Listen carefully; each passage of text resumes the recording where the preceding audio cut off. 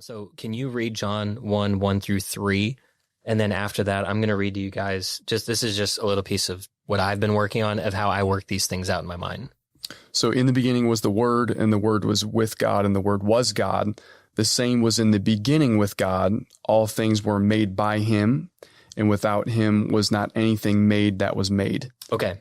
So in working on this, this is a framing for our listeners. This is just for me. My views do not represent the views of my co-hosts. And so they can tell me, they can tell me where maybe they see. I like where this disclaimer is going. Yeah.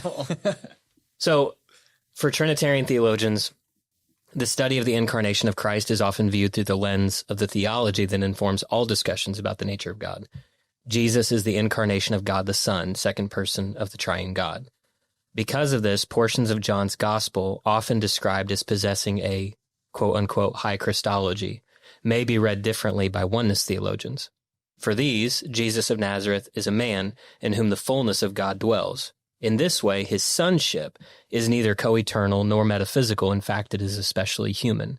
In light of this understanding, high Christological passages are examined first in view of God's oneness. Thus, Jesus is not the incarnation of God the Son, second person of the Trinity, but he is God manifested in the flesh and God with us. Quoting, of course, Timothy and Matthew, and Isaiah, Matthew. Concerning Christ's divinity, he is truly God. Concerning his humanity, he is truly man. While these distinctions are no doubt quaint to some, they carry some significant ramifications. How one understands the sonship of Jesus Christ will greatly impact their view of the book of John. When discussing the divinity that is disclosed in the opening chapter of John, competing perspectives are often fixated on determining the nature of the incarnation of the Son. Such discussions become complicated by the author's use of the Greek word logos, translated as word in English Bibles. While it is often taken for granted that this word can be interchangeable in the reader's mind with the Son described throughout the Scriptures, readers should be cautious not to take John's use of logos for granted. Had the writer wanted to say, "In the beginning was the Son, and the Son was with God, and the Son was God," it stands to reason that he could have. John used this term frequently throughout his gospel to describe the Son of God. Yet in John chapter number 1 and verse 1, the writer chose a different term entirely. The reader may rightly wonder as to why this is the case.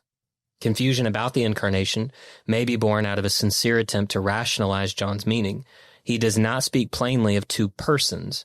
Instead, John wrote of the incarnate Word, which is in itself the personification of communication.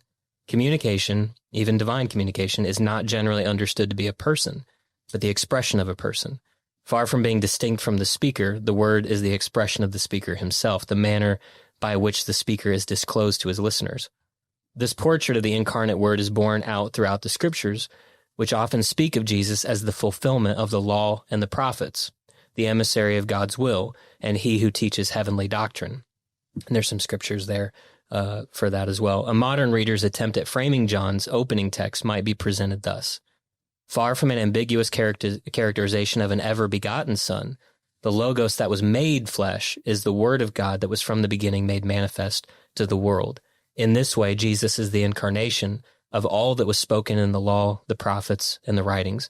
He is, as Hebrews says, the living Word. From this perspective, the Word is not understood as a second person who is somehow both co-eternal yet ever-begotten, but as the incarnation of God's earthly disclosure. Therefore, we have not God the Father and God the Son.